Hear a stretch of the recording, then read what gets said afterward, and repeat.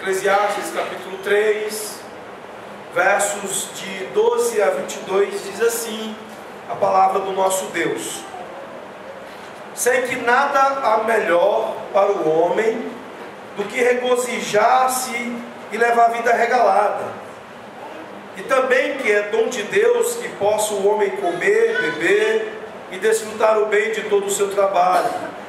Sei que tudo quanto Deus faz durará eternamente, nada se lhe pode acrescentar e nada lhe tirar. Isto faz Deus para que os homens temam diante dele. O que é já foi, e o que há de ser também já foi. Deus fará renovar-se o que se passou. Vi ainda debaixo do sol que no lugar do juízo reinava maldade, e no lugar da justiça maldade ainda. Então disse comigo: Deus julgará o justo e o perverso, pois há tempo para todo propósito e para toda obra. Disse ainda comigo: é por causa dos filhos dos homens, para que Deus os prove, e eles vejam que são em si mesmos como os animais. Porque o que sucede aos filhos dos homens sucede aos animais, o mesmo lhe sucede. Como morre um, assim morre o outro. Todos têm o mesmo fôlego de vida, e nenhuma vantagem tem o homem sobre os animais, porque tudo é vaidade. Todos vão para o mesmo lugar, todos procedem do pó, e ao pó tornarão. Quem sabe se o fôlego de vida dos filhos dos homens se dirige para cima e o dos animais para baixo, para a terra? Pelo que vi, não há haver coisa melhor do que alegrar-se o homem nas suas obras, porque essa é a sua recompensa. Quem o fará voltar para ver o que será depois dele? Vamos orar, vamos falar com o Senhor. Nosso Deus, Pai bendito, Deus das nossas vidas, Senhor nosso, nós estamos aqui reunidos, ó Pai, em torno da Tua Palavra. Estamos diante dela, Senhor, para ouvir a mensagem do Senhor para os nossos corações esta manhã.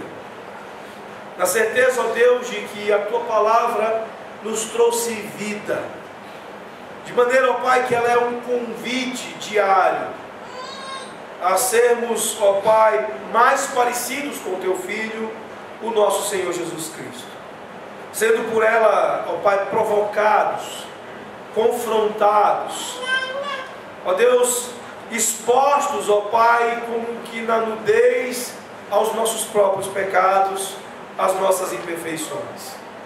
Palavra, ó Deus, que não apenas nos traz a má notícia dos nossos pecados, mas traz a boa notícia do perdão do Senhor.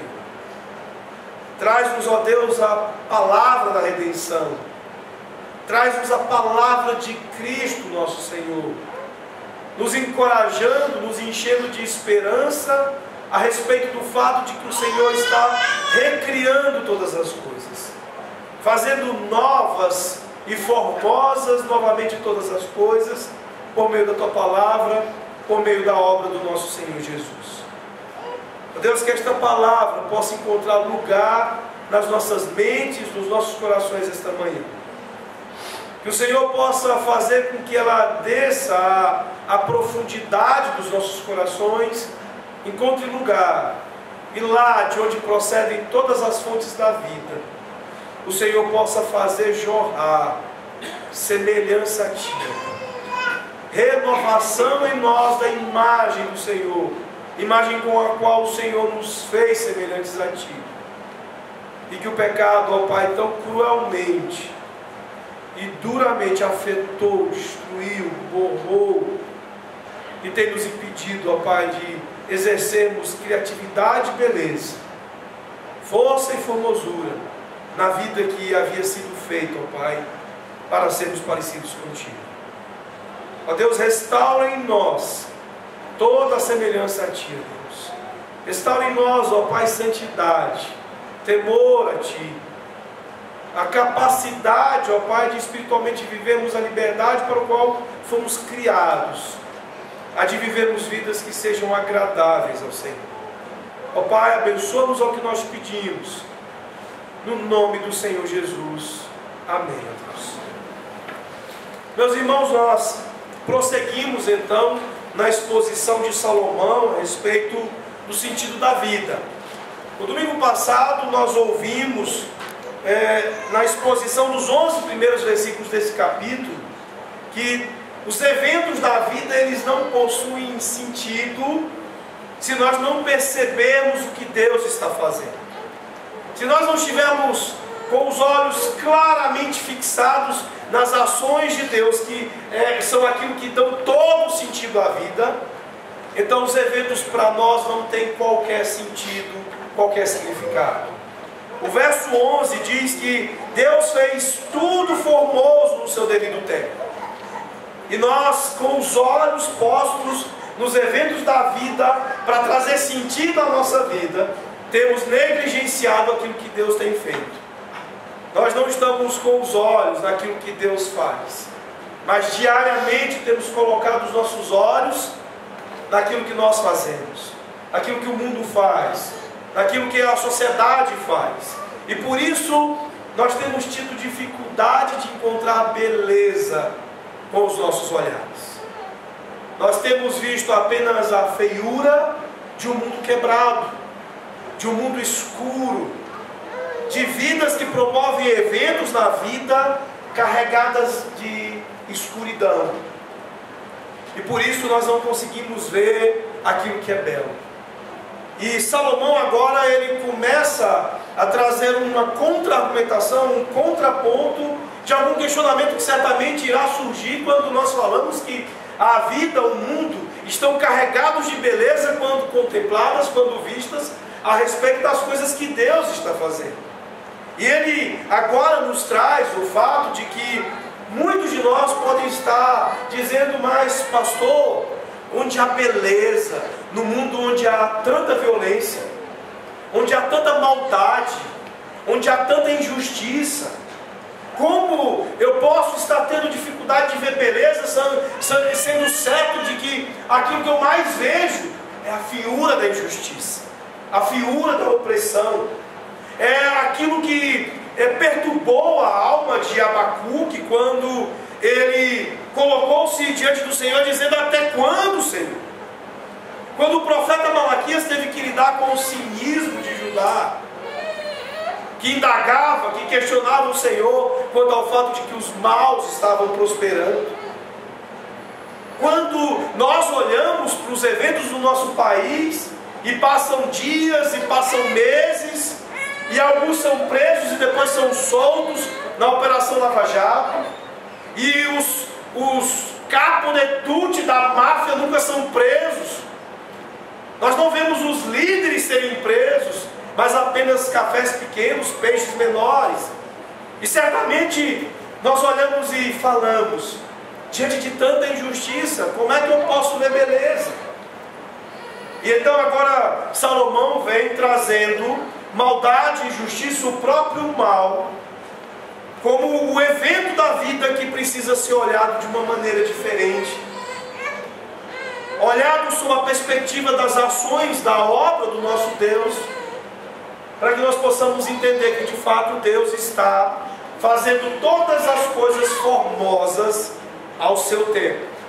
Portanto, meus irmãos, nós veremos esta manhã de que a injustiça e a maldade, elas não encobrem, elas não desfazem o sentido da vida que nós somente encontramos em Deus e nas coisas que Ele está renovando no seu devido tempo. A maldade, a violência, elas são certas, de fato. Nós não temos como fugir do fato de que a terra está coberta de violência.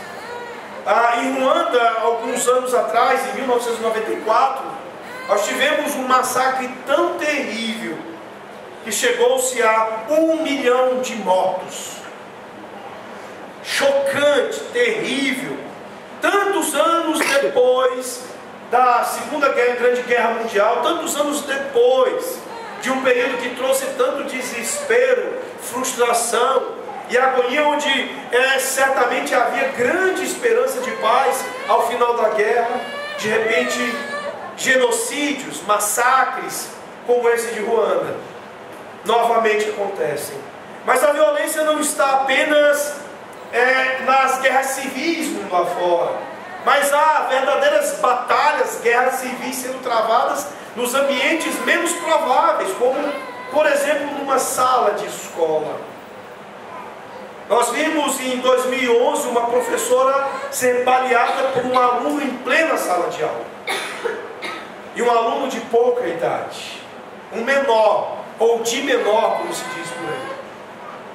Eu me lembro que quando eu e Eric começamos a nossa relação, a nossa família, lá atrás, quando ficamos noivos, um dos momentos mais duros, mais difíceis da nossa vida foi quando um aluno de seu colégio entrou sala dentro, enquanto ela lecionava, atirando, dando tiro em outro menino. E esse mesmo que levava os tiros tinha sido aquele que levou a arma para a escola com o intuito de matar aquele que acabou lhe desarmando e atirando. Enquanto Érica via o menino ser atingido por balas, a sua alma certamente se assombrou com a violência, com a maldade e com a injustiça. E não é fácil em situações desse tipo você achar beleza, você olhar e ver formosura nas coisas e nos eventos da vida. De fato, a terra está cheia de violência. Isso que o texto de Ezequiel 7:23 diz: a terra está cheia de crimes de sangue e a cidade cheia de violência. E não é fácil ver beleza em eventos da vida como esses. A palavra de Deus no Salmo 55, verso 9 diz que eu vejo violência e contenda na cidade. Os nossos olhos de fato verão feiura, verão muitas coisas feias, coisas como a que Oséias fala no capítulo 4, versos 2 e 13: o que só prevalece é perjurar, mentir, matar, furtar e adulterar. E há arrombamentos e homicídios sobre homicídios. Por isso a terra está coberta de luto, a terra está tomada de luto, porque não faltam eventos da vida que nos exibem toda a escuridão deste mundo quebrado, caído. Não faltam eventos na vida que exponham injustiça, violência e maldade. Alguns, tentando explicar esta maldade, usam de argumentos como o determinismo biológico ou o determinismo psicossocial. É aquilo que tem sido dominantemente a explicação para a maldade do nosso país. Nós temos vivido recentemente discussões em torno da redução da maioridade penal, muitas discussões a respeito da maneira como nós poderíamos reformar o nosso sistema penal e o nosso sistema judiciário, e quase sempre a explicação para a maldade é aquela que privilegia o malfeitor como uma espécie de vítima, fazendo dele a vítima e não daquelas que são as verdadeiras vítimas que padecem por suas mãos. Representantes de direitos humanos do atual governo, quando veem vídeos de bandidos assaltando e matando, se apressam em fazer dos assassinos as vítimas, porque segundo eles, a fonte de tamanha violência é o fato de que aqueles que hoje são os agressores são de alguma forma vítimas da sociedade. Simon Baron Cohen, ele diz nesta linha de pensamento o seguinte: o que sugere é que algumas pessoas fizeram coisas ruins, não porque escolheram, mas porque tem empatia baixa, que pode ser resultado da biologia da pessoa ou da experiência de vida dela quando criança, fatores pelos quais ela não pode ser responsabilizada. Isso causa ainda mais agonia e desespero na alma daquele que olha e não compactua com a violência e com a injustiça. Você certamente tem dificuldade de ver beleza e você está carregado de desespero, de frustração, quando vendo tanta feiura, você encontra desculpas dessa natureza, explicações dessa natureza, que ofendem a inteligência, que ofendem qualquer resquício da lei de Deus nos nossos corações, na nossa consciência. Luiz Saião, pastor batista, ele diz o seguinte: ao contrário do que se imagina, a violência não é simplesmente causada pela pobreza. Uma leitura marxista da sociedade permite a conclusão superficial de que a violência tem origem na pobreza ou na revolta do proletariado. Isso não é verdade. Em primeiro lugar, tal afirmação sugere que nenhum pobre possui dignidade alguma. Basta uma pessoa não ter recursos para roubar e matar. E nós sabemos que isso não é verdadeiro. Nós sabemos que, ao passo que existe uma quantidade, um contingente de pobres que matam e que roubam, há um número sem fim de pessoas pobres que não matam e que não roubam. Há pessoas ricas neste país que estão completamente envolvidas com matar e com roubar. Portanto, a maneira como o mundo tem se apressado em tentar explicar a maldade, a injustiça e a violência, tem sido ainda uma expressão de injustiça e de violência.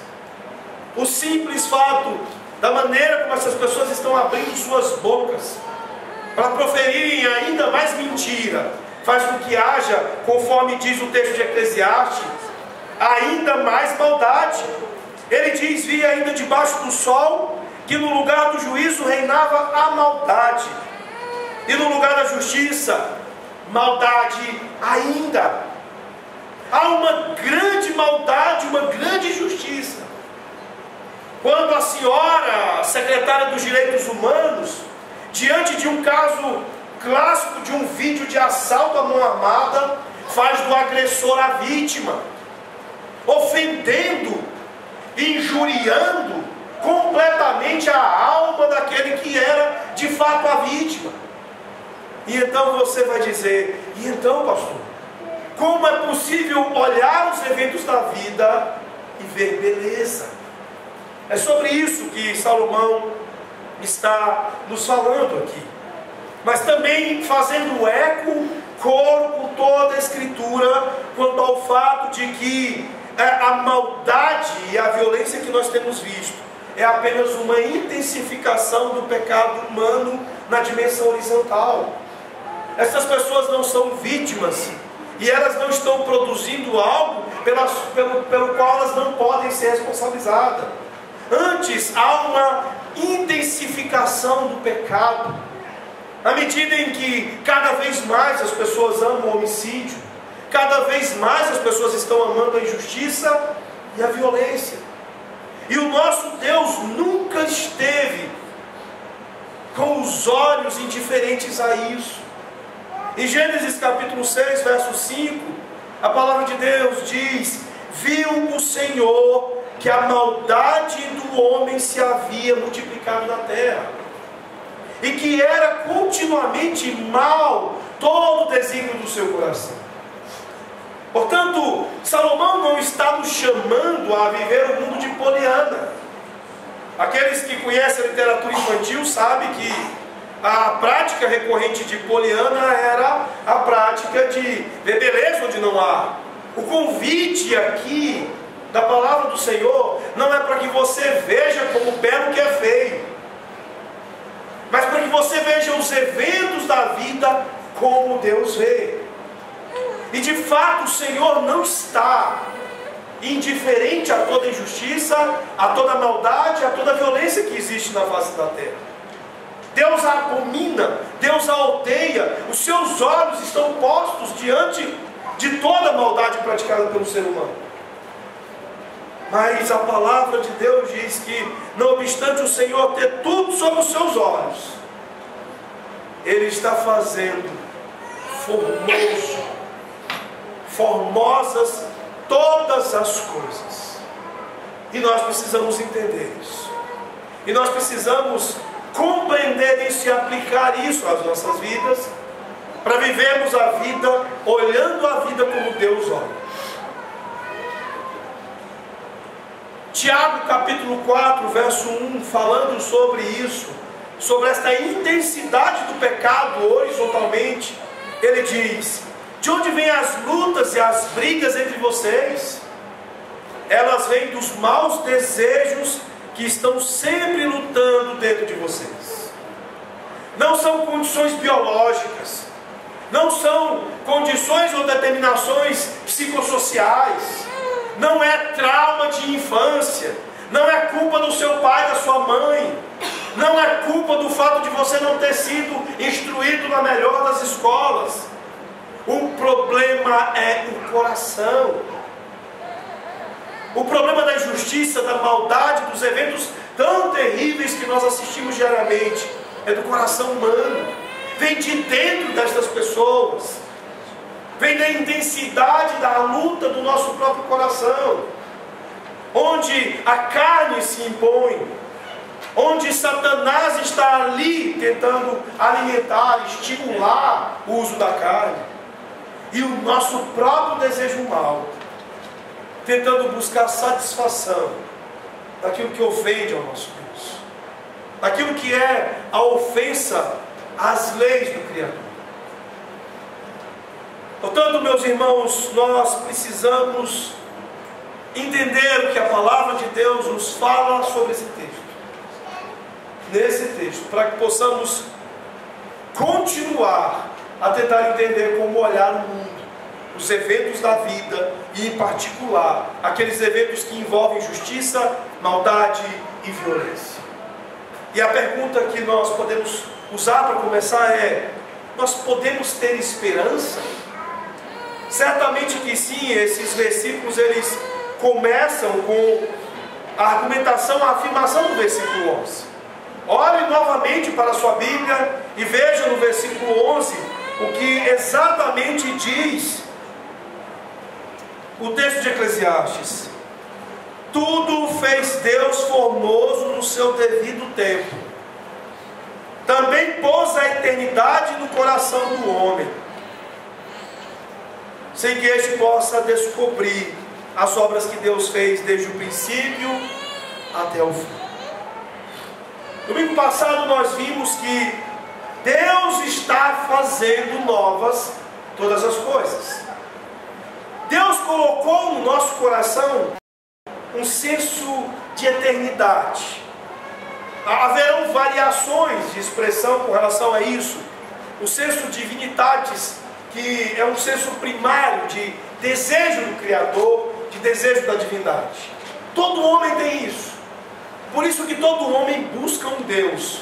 Ou ele vai buscar o Deus verdadeiro, ou ele vai buscar ídolos deste mundo, criados pelas suas próprias mãos. Nós vimos até aqui que Salomão lutou com a busca de sentido da vida, ou da redenção, através de várias propostas da vida debaixo do sol. O senso de divindade fazendo com que muitos considerassem o seu trabalho um ídolo e o seu Deus. De maneira que há mais dedicação ao trabalho do que a Deus. Alguns fazem de marido o Redentor, o seu Deus. Ah, pastor, se eu casar, a minha vida vai ser muito melhor. O que está por trás de expressões como essa? A ideia de que casamento pode virar um Redentor. Ah, pastor, mas olha o trabalho dos meus sonhos. Se eu conseguir o trabalho dos meus sonhos, a minha vida será boa. O que está por trás desta afirmação? Trabalho como Redentor.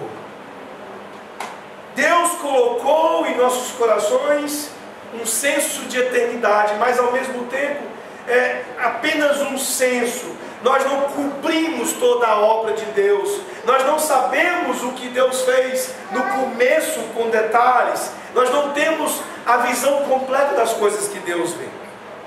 Nós estamos no tempo e vemos as coisas do tempo. Deus está fora do tempo e vê todas as coisas completamente. Eu não sei quantos aqui assistiram um filme chamado Minority Report, do Tom Cruise, onde eles tinham umas telas de LCD, de supermodernas, e eles viam eventos antes deles acontecerem, e isso os permitiam prender os assassinos, os bandidos, antes que eles cometessem os crimes, porque eles tinham uma visão do local, uma visão do crime e de todos os envolvidos, antes que isso acontecesse. Imagine algo muito mais abrangente do que isso, algo onde a visão dos eventos é completa, desde o primeiro evento ao último evento, desde quando não houve começo do primeiro evento, desde muito depois, até muito depois do último evento. Deus tem tudo na sua vista, Ele tem tudo em perspectiva, e a única coisa que nós temos é um senso das coisas eternas. Nós sabemos que as coisas não terminam. Nós sabemos que a nossa vida é muito mais do que viver aqui até a morte física. E esse senso faz com que muitos busquem a sua própria divindade, ou pela graça e pela própria busca de Deus, busquem ao verdadeiro Deus. Isso reflete a grande questão que está em jogo em toda a vida. Se nós temos ou não temos sentido, significado, relevância, definição, identidade. A nossa vida faz algum sentido, ou ela é apenas um amontoado de coisas sem sentido? E aqui, de maneira particular, Salomão está fazendo uma transição entre as primeiras afirmações de que nenhum evento da vida irão lhe dar sentido à vida,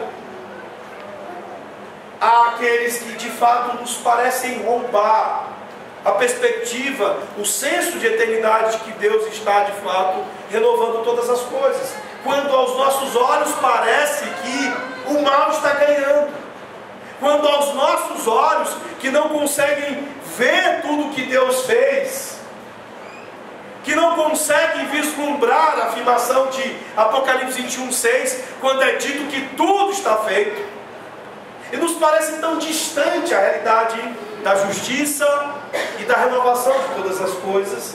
Então ele diz: é preciso olhar para esses eventos e entender qual a relação de Deus com cada um deles, e entender como Deus está se portando em relação a cada um deles. E aí você deve estar se perguntando: pastor, qual será o resultado prático destas coisas, ou deste entendimento particular de como Deus está envolvido com cada um dos eventos da nossa vida? Muito simples, porque cada um de vocês já foi de alguma maneira injustiçado. Cada um de vocês, em alguma medida, já sofreram violências.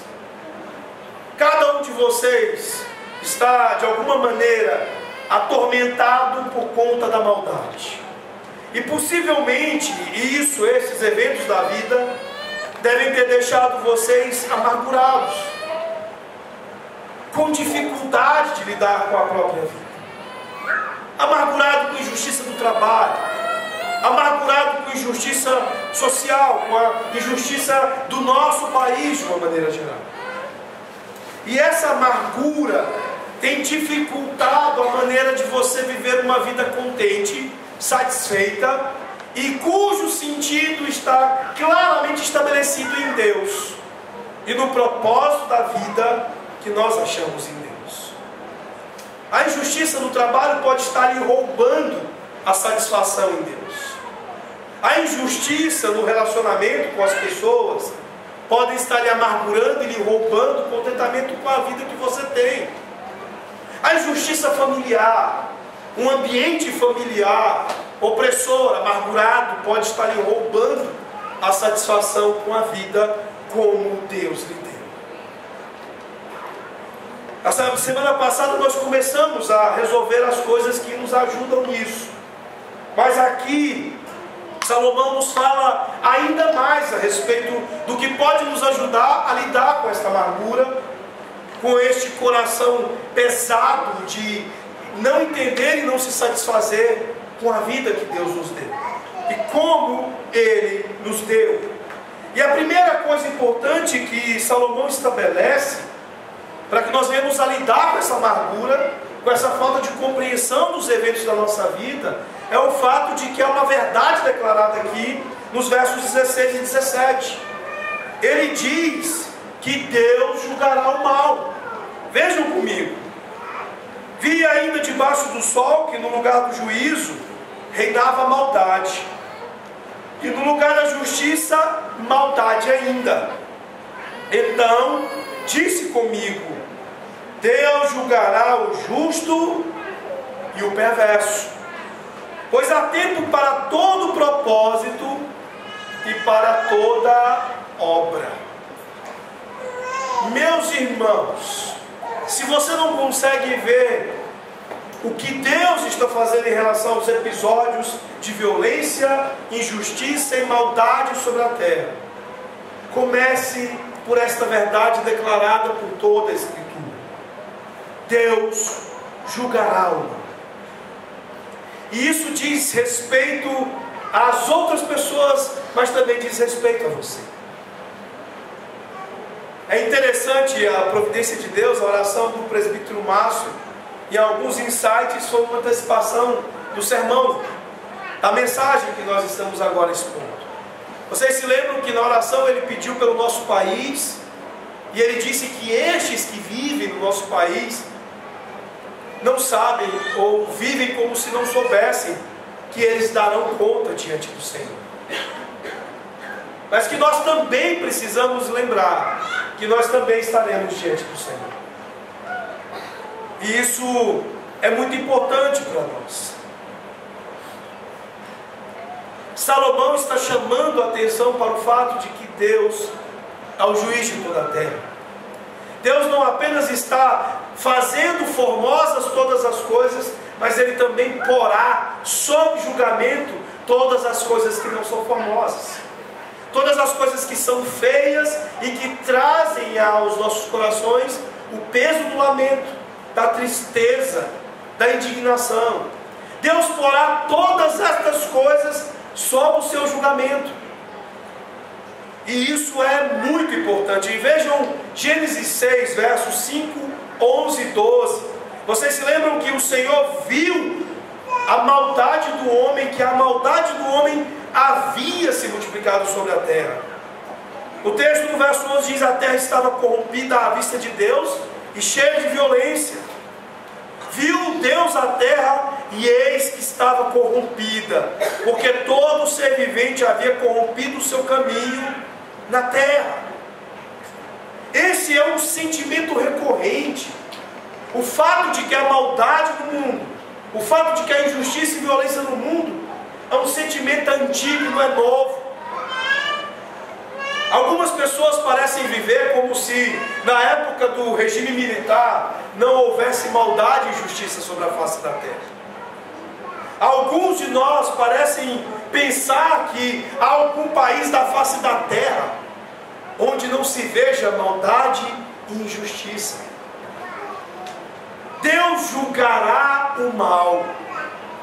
E entender essa verdade é entender que esse sentimento de indignação de Deus contra a maldade é um sentimento recorrente.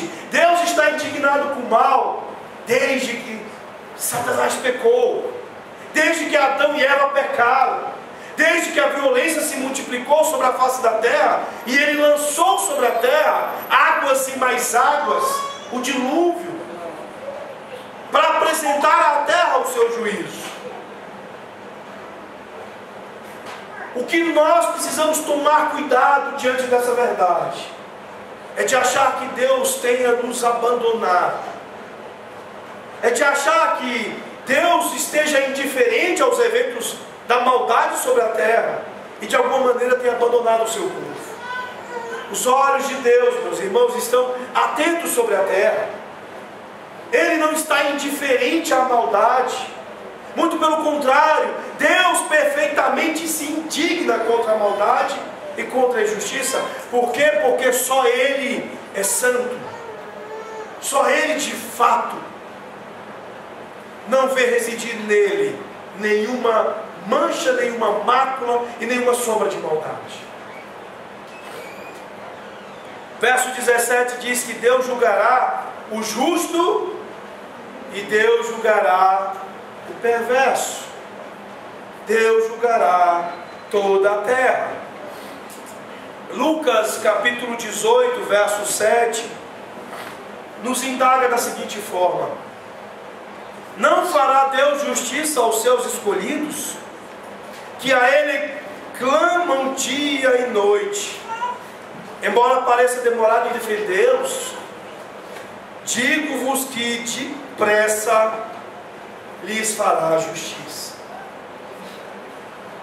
Salomão está apenas ecoando a verdade que perfaz toda a Escritura, de que Deus fará justiça sobre a terra, de que Deus julgará o justo e o perverso.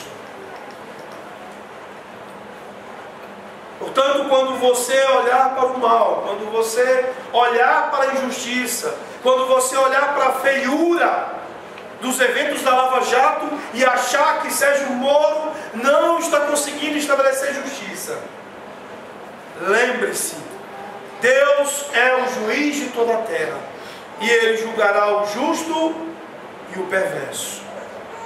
Em Atos 17, verso 31, Paulo diz: porquanto estabeleceu um dia em que há de julgar o mundo com justiça, por meio de um varão que destinou e acreditou diante de todos, ressuscitando dentre os mortos.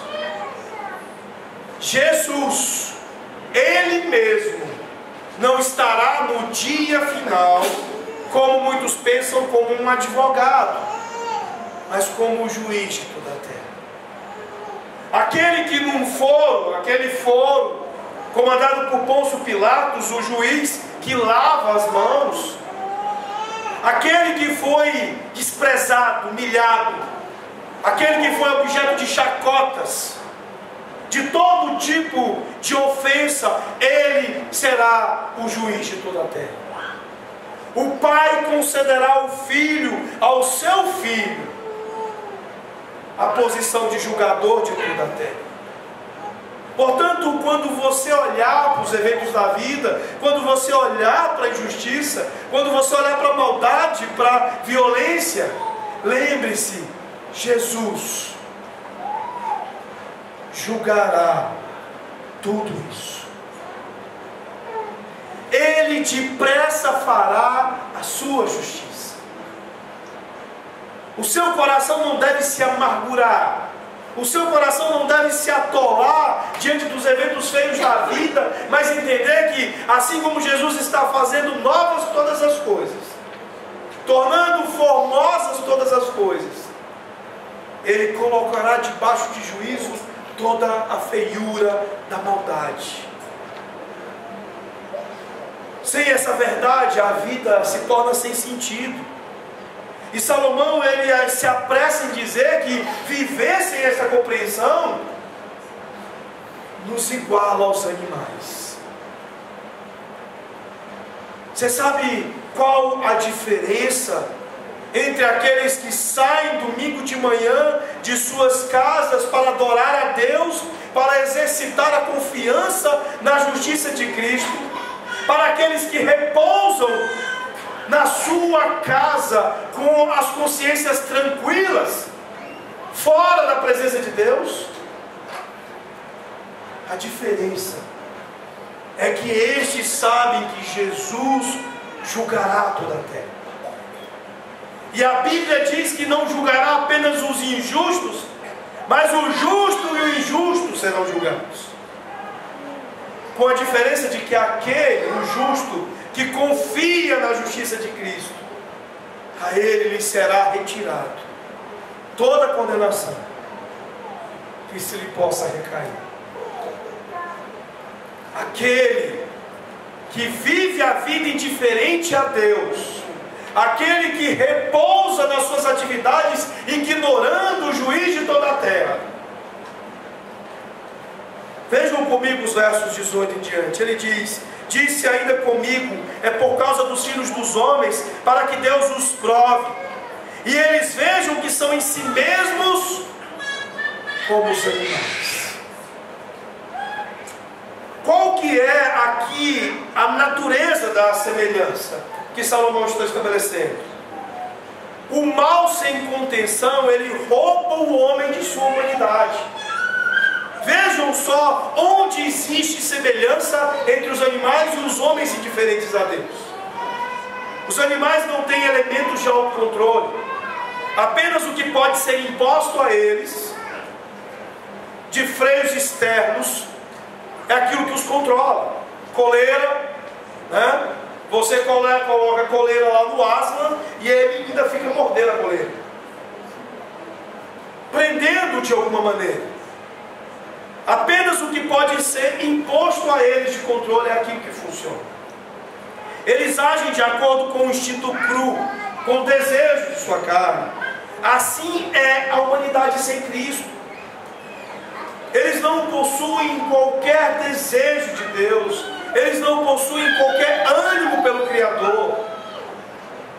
Eles são como os animais. É muito duro, é muito triste ouvir isso, mas a existência daquele que não tem a Cristo, daquele que não teme ao juiz de toda a terra, daquele que não vive a vida sabendo que em determinado tempo estará diante dele, que julgará todas as coisas. Estes são como os animais. Não há diferença entre o cachorrinho que você cria e estas pessoas. É isso que Salomão está dizendo aqui. Ele diz ainda no verso 19 que sem um Deus que nos considere responsável por nossas ações, poucos poderão ver-se diferentes dos animais. Veja o verso 19. Porque o que sucede aos filhos dos homens, sucede aos animais. O mesmo lhes sucede. Como morre um, assim morre o outro. Todos têm o mesmo fôlego de vida, e nenhuma vantagem tem o homem sobre os animais, porque tudo é sem sentido. Somente quando nós entendemos que Deus nos considera responsáveis por tudo o que fazemos, e quando agimos em temor a isso, é que somos distintos dos animais. É interessante que nós falamos muito da irracionalidade animal, mas há uma coisa curiosa, por exemplo, do cachorro. Você já prestou atenção que o cachorro sabe quando fez coisa errada? E não é logo depois que faz. Eu me lembro com muita clareza que a Kika, às vezes ela subia e ia até o nosso quarto, e ela ia lá no banheiro na lixeira, e ela derrubava a lixeira e ela bagunçava tudo. E a gente chegava da rua e nós olhávamos para a Kika e dava para saber. A gente já saía procurando pela casa. Kika, o que você fez? Porque a cara dela denunciava. Ela sabia quando tinha feito coisa errada. Portanto, não é o fato de que os homens sem Cristo de algum modo saibam também quando fez alguma coisa errada, que isso lhes confira sentido à vida. O que lhes confere distinção dos animais, segundo o argumento de Salomão, é o seu pensamento, entendimento e atitude em relação ao juízo. Nós desprezamos o juiz de toda a terra quando vivemos a vida indiferente a ele. Quando os mensaleiros, os petroleiros, os não sei o que mais corruptos do nosso país temem os olhos da Polícia Federal, das câmeras do Durval Barbosa, mas não temem os olhos do juiz de toda a terra. Quando os jovens crentes temem os olhos dos presbíteros, mas não temem os olhos de Deus. Meus irmãos, o que nos distingue dos animais é a nossa consciência de que há um juiz de toda a terra, e a vida sob a compreensão de que Ele, o juiz de toda a terra, está olhando para toda a injustiça, toda a violência e toda a maldade que se pratica, e a levará a julgamento no devido tempo. Isso é o que distingue homens de animais, segundo Salomão. Há algumas outras coisas desta diferença e ao mesmo tempo desta vida em comum entre os homens que vivem a vida sem Cristo e os animais. É preciso, conforme diz Salomão, encarar o fato de que todos vão morrer. Você vai morrer. Deus nos dá toda a vida e Ele ordenou que todos nós iremos morrer. A peça que falta no quebra-cabeças é se você realmente está vivendo como um animal ou não.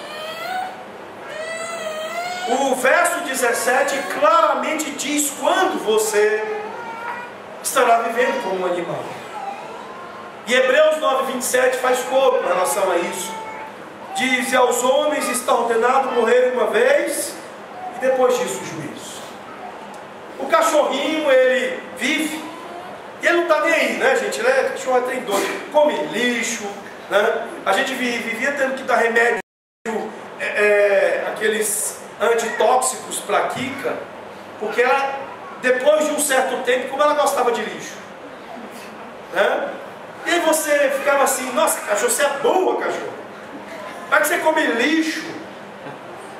E a gente começa às vezes até a ofender o animal, achando que o animal é extremamente responsável. Mas seria o homem responsável? Seria um homem tão melhor assim do que os animais, em termos da sua irresponsabilidade com o juízo vindouro? Não apenas com aquilo que não se pode impedir, a morte física, mas com aquilo que vem depois. Meus irmãos, não há nada mais terrível na face da terra do que não temer a Deus. A palavra do Senhor diz que nós não devemos temer aquilo que pode matar o corpo, que devemos temer aquilo que pode matar a alma e lançá-la no inferno. Tema a Deus, Ele pode matar a sua alma, lançá-la no inferno. Não tema aquele que pode te matar o corpo.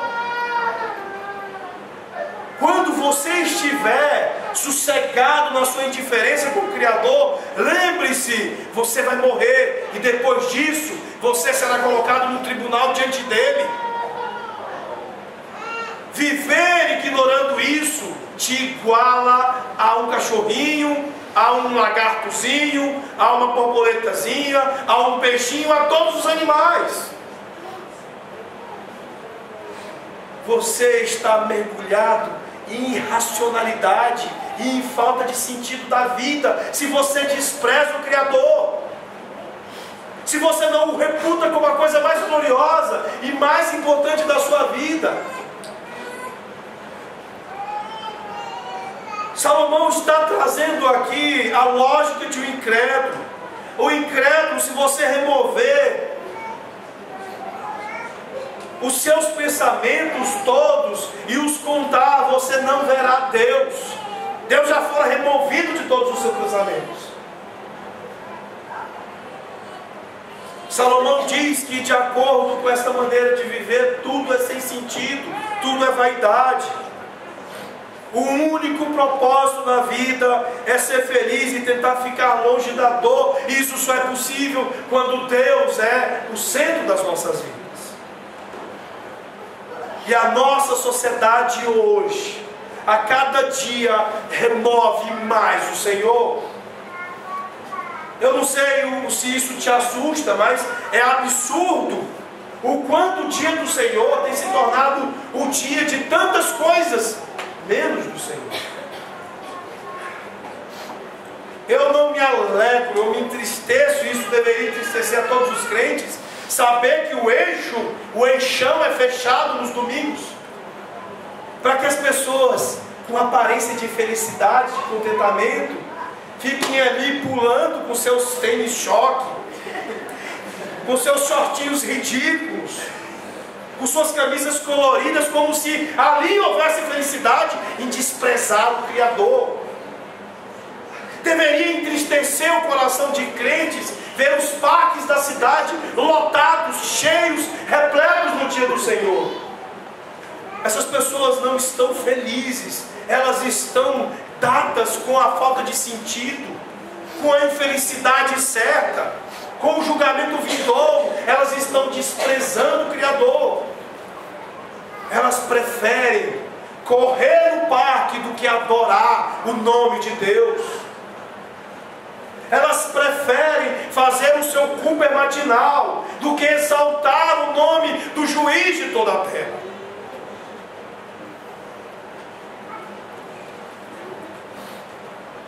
Sem Deus, nós vivemos como animais. Nós vivemos como animais porque, sem viver na presença de Deus, uma pessoa vai viver de acordo com a sua matéria, o seu instinto, as suas emoções e os seus desejos, e eles são maus. Nós vimos na exposição sobre a casa mal assombrada o que é o coração do homem. O coração do homem é a terrível batalha das trevas que encobrem-nos a visão do Criador, que entorpecem a nossa vista a respeito da majestade de Deus. A Bíblia diz que enganoso é o coração e perverso, mais do que todas as coisas. Viver sem Deus, viver orientado por sentimentos, por desejos, é viver como os animais. A Kika baixava no lixo, porque ela vivia segundo os seus instintos, as suas emoções. Assim como o homem sem Deus se lança sobre a prostituta, se lança em adultério, se lança nas aventuras terríveis e trágicas da vida, porque se orienta pelos seus desejos, emoções. Você já deve ter ouvido: se ele se sente bem, deixa ele fazer. Um filho que tenta se lançar em seus instintos e desejos, e os pais, mas o bichinho fica tão alegrezinho, gente, é tão bonitinho, né? A minha filha fica doida para poder ficar jogando joguinhos e vendo coisinhas no dia do Senhor, ao invés de se deleitar em sua alma, em Deus. Ela está lá adorando a Lady Gaga, essas porcarias todas que tem por aí. E aí você diz: nossa, ele se sente bem, deixa, está bonitinho. Não é bonito. Não é bonito, assim como não é bonito a Kika atacando o lixo. Não é bonito alguém que viva segundo os seus instintos e não segundo as Escrituras. Quanto mais nos afastamos de Deus, menos apreciamos a verdadeira beleza desta vida. Olha, a sensação que nós temos hoje é de que o mundo está virando um chiqueiro. Você olha para a nossa cultura, é uma cultura que cada vez mais se afasta de Deus. É uma cultura que cada vez mais se torna feia e uma bagunça. Por quê? Porque lhes falta aquilo que faz todas as coisas formosas. Eu me lembro que quando eu era moleque, eu sempre gostei muito de música, apesar de não ter talentos naturais para música. Sempre cantei mal, tentei tocar bateria por 6 meses, tocava mal, mas estava lá tentando. Fui expulso de um coral de adolescentes, né? Tive que ser expulso porque eu não me tocava. Tinha dificuldade de saber o quanto eu era ruim, mas gostava de música. E é impressionante que de lá para cá eu continuei gostando de música e está piorando, gente. Está difícil achar música boa, o trem está ficando feio de jeito, né? E eu me lembro que nós tínhamos muitas músicas em uma oferta, músicas mais belas, mas de um tempo para cá, Eguinha, Pocotó, Pocotó, Pocotó virou música. E tem gente que diz que é expressão de arte. Mas isso é feio. Mas é arte, pastor. Mas é feio. A arte não deveria ser feia. Tem gente fazendo quadro com cocô e chamando de arte. É uma coisa horrível. Isso é a expressão do mundo sem Deus. Quanto mais nos afastamos de Deus, menos apreciamos as verdadeiras belezas da vida. O apóstolo Pedro diz que aquele que fala deveria falar com quem fala a palavra de Deus. Ou seja, a linguagem é sim importante. Falar de maneira decente expondo beleza é importante. Mas você sabe o que alguns crentes colocaram na cabeça? Que crente pode falar palavrão. Esses dias eu tive que excluir do meu Facebook um pastor que tem por aqui, que ele fez uma nova tatuagem. Agora a tatuagem é coraçãozinho, love, né? I love gays. E quando a igreja começou a comentar a foto dele, da tatuagem dele, era um palavrão atrás do outro. Eu falei, não, gente. Gíria, é impressionante a quantidade de jovens crentes que falam gírias, que usam de uma linguagem horrorosa que ninguém entende. Pastores de jovens que acham que para pastorear jovens você tem que falar de maneira feia. Isso é uma expressão de um mundo sem Deus. Quando nós nos afastamos de Deus, as coisas ficam mais feias e cada vez mais feias. Se quando nós nos aproximamos de Deus, nós percebemos que Ele está tornando formosas todas as coisas. Por outro lado, quando nos afastamos de Deus, nos aproximamos daquilo que é feio. Se nos afastamos de Deus, nos tornamos mais e mais viciados no mal e temos roubado cada vez mais de nós a imagem de Deus. Por que as pessoas estão virando bicho? Porque a imagem de Deus lhes está sendo roubada pelo vício do mal. Isso é assombroso e isso tem que nos preocupar. O mau uso da liberdade que o homem tem feito com que o entendimento de levar Deus em conta não se pode apreender e se analisar sob qualquer forma.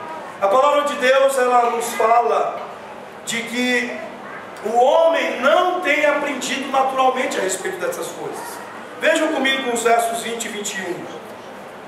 Todos vão para o mesmo lugar, todos procedem do pó e ao pó tornarão. Quem sabe se o fôlego de vida dos filhos dos homens se dirige para cima e o dos animais para baixo, para a terra? Quem pode distinguir o espírito dos bichos e o espírito dos homens? Quem pode entender estas coisas? Isso, meus irmãos, não se aprende naturalmente. E o mundo anda tão confuso, que isso se prova cada vez mais. Há pouco tempo, quando se discutia a definição de unidade familiar, de família, foi dito que uma família pode ser formada por um homem e um cachorro. Não foi dito isso? Família pode ser você e você mesmo agora. O mundo politicamente correto é tão opressor, tão injusto, tão louco e tão sem Deus, que de fato eles são incapazes de distinguir se a alma, o espírito do homem sobe, ou se o animal vai para a terra. É isso que Salomão está dizendo. Naturalmente os homens são incapazes de compreender o que Deus está falando aqui. Por isso que estas mentes tapadas que dirigem o nosso governo estão dizendo aí que uma família pode ser uma mulher, um gato, um homem, um cachorro. O olho humano não pode discernir, não há ninguém que possa realmente observar as almas de pessoas ou animais. Como nós podemos entender essas coisas? Há 3 tipos de revelação. A criação, a maravilha da criação, nos diz que Deus existe. O salmista, no Salmo 19, diz que os céus anunciam, proclamam a glória de Deus. Os nossos amigos perdidos e queridos, os nossos entes queridos são hostis a Deus e cegos ao seu maravilhoso lembrete de sua glória. Eles, com a revelação natural, com a criação, eles são condenados, mas eles não conseguem entender essas coisas. A revelação natural os condena, porque eles desprezam o Criador quando o Criador se revela dessas coisas. mas eles não conseguem distinguir a diferença entre animais e eles próprios. É isso que Salomão está falando, a mesma coisa que Romanos 1, 18 a 22 está falando. Eles são indesculpáveis, mas pela simples revelação natural, eles não entenderão a Deus ao ponto de terem sentido em suas vidas. A consciência, todas as pessoas sabem que o mal será julgado. Elas sabem através da criação e internamente através de suas consciências. Salomão está de acordo com o resto da Bíblia quando ele diz no verso 11 que Deus colocou a eternidade no coração do homem. O homem sabe que o mal é errado, mas as pessoas suprimem a verdade sobre o juízo porque amam o mal. As pessoas sabem que domingo elas deveriam estar adorando a Deus, mas elas preferem fazer culpa. Por quê? Porque eu sou uma pessoa boa, eu trabalho demais de segunda a sábado, e eu mereço fazer o meu Cooper no eixão no domingo de manhã. Eu mereço andar pelo parque da cidade, beber água de coco. Eu mereço uma praia gostosa no domingo. Elas suprimem a verdade e fazem uma imersão na maldade. Romanos 2, 14 e 15. Os não-judeus não têm a lei, mas quando fazem pela sua própria vontade o que a lei manda, eles são a sua própria lei, embora não tenham a lei. Eles mostram pela sua maneira de agir que tem a lei escrita no seu coração. É isso mesmo. Ei, pastor, como é que é? Então quer dizer que eles são capazes de fazer o que aparentemente é bom? Sim, porque Deus gravou a sua lei em suas consciências. Eles sabem o que é mal. Por isso que às vezes eles fazem o bem. Romanos 13, 4. A autoridade é ministro de Deus para teu bem. Entretanto, se fizeres o mal, teme, porque não é sem motivo que ela traz a espada. Pois é ministro de Deus, vingador para castigar o que pratica o mal.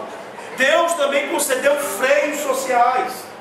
Instituiu o magistrado civil, a autoridade, para refrear o mal. E muitos desses que vivem como animais, não matam, não roubam, não praticam as piores coisas. Por quê? Porque Deus os colocou freios. Não porque eles de fato têm uma vida com sentido. Mas fulano é tão bom, só falta ser crente. A sua vida ainda é sem sentido, ainda é como os animais. Você sabe por que ele é aparentemente tão bom? Porque Deus gravou a sua lei em seus corações. E porque há uma autoridade civil para o refrear, para o impedir da imersão na maldade. No entanto, mais mal é entregue, mais pessoas suprimem Deus, e elas cortaram o alarme de suas consciências. Há pessoas aparentemente muito boas cometendo o mais terrível dos pecados. Vocês sabem que a Bíblia diz que o pecado imperdoável não é o homicídio, não é o adultério, mas a blasfêmia contra o Espírito Santo. O pecado que não se perdoa é você ignorar quem Cristo é. É você desprezar quem Cristo é. Aqueles e para aqueles que ignoram a sua justiça, que desprezam a oferta da sua obra, não haverá salvação. Estará no inferno com o mais terrível dos assassinos que também têm ignorado a Cristo. E o pior dos malfeitores, que tenha se rendido à glória de Jesus. Para esse há salvação. Somente a palavra de Cristo é aquilo que de fato traz a distinção entre homens e animais. Romanos 10, 17 diz: então a fé vem pelo ouvir, e ouvir a palavra de Cristo. A palavra de Deus é o espelho que nos leva a Jesus. É aquilo que nos expõe na fiura, para que você possa desejar a formosura. É aquilo que expõe o roubo da imagem de Deus, que te iguala aos animais e faz você desejar ser revestido novamente da imagem de Deus. Somente a palavra de Cristo. É preciso lembrar, portanto, que Deus julgará o mal A nossa consciência nos diz isso, a criação nos diz isso, a palavra de Cristo nos diz isso. Se suprimirmos o conhecimento de que nós viveremos, morreremos e seremos julgados, então não há sentido na sua vida. E você é igual a Kika.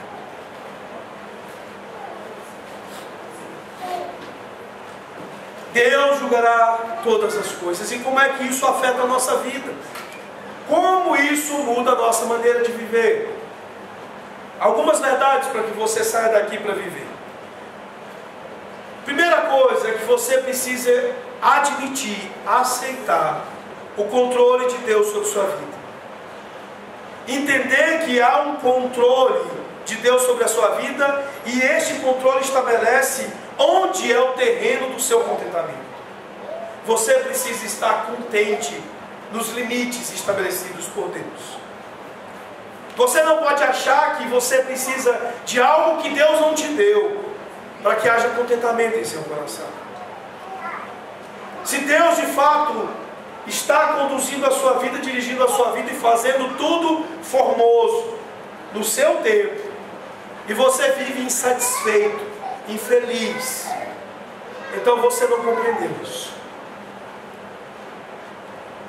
Você precisa olhar para o verso 22 e ver que aqui nós temos uma expressão rica de boa teologia. Vejam comigo. Pelo que vi, não há coisa melhor do que alegrar-se o homem nas suas obras, porque essa é a sua recompensa. Quem o fará voltar para ver o que será depois dele? Nós podemos nos alegrar com o nosso trabalho. Tudo o que temos é um dom para cumprir a vontade de Deus, para viver a vida que Ele nos deu. Vejam comigo Colossenses capítulo 3, versos 23 e 24, quando diz: faça o que fizer, o trabalho de coração, como para o Senhor e não para os homens, sabendo que do Senhor recebereis a herança como recompensa. Você está servindo ao Senhor Jesus Cristo. Contente-se com isso. Veja a sua vida, os limites estabelecidos por Deus para a sua vida, como um grande terreno onde você adora Deus, onde você se alegra em Deus. Ele te deu um dom, uma capacidade de o servir onde Ele te colocou. Mas pastor, a minha família não é legal,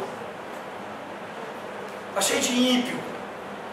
Sirva a Deus, a sua família. Seja contente com os limites que Deus estabeleceu para as suas relações familiares. Dê testemunho de Cristo aos seus parentes. Você vai se surpreender. Pastor, mas eu não estou feliz com o meu trabalho. Meu trabalho não me dá tudo o que eu quero. Glorifique o Senhor Jesus com o seu trabalho. Se lembrem do conselho de Lutero, quando alguém perguntou para ele o que podia fazer como empreendedor, e Lutero disse: olha, você pode fazer um bom sapato, e vendê-lo por um preço justo. Viva a vida justa e honesta. Glorifique a Cristo no lugar onde Ele te colocou. Se o lugar onde Ele te colocou é de pessoas preguiçosas, seja encorajado, animado a trabalhar. Trabalhe, dê testemunho de Cristo, sirva a Deus. Pastor, mas eu não tenho tantas habilidades. Sirva na força que Deus te deu. Ah, pastor, mas eu não consegui fazer uma pós-graduação, terminar uma faculdade.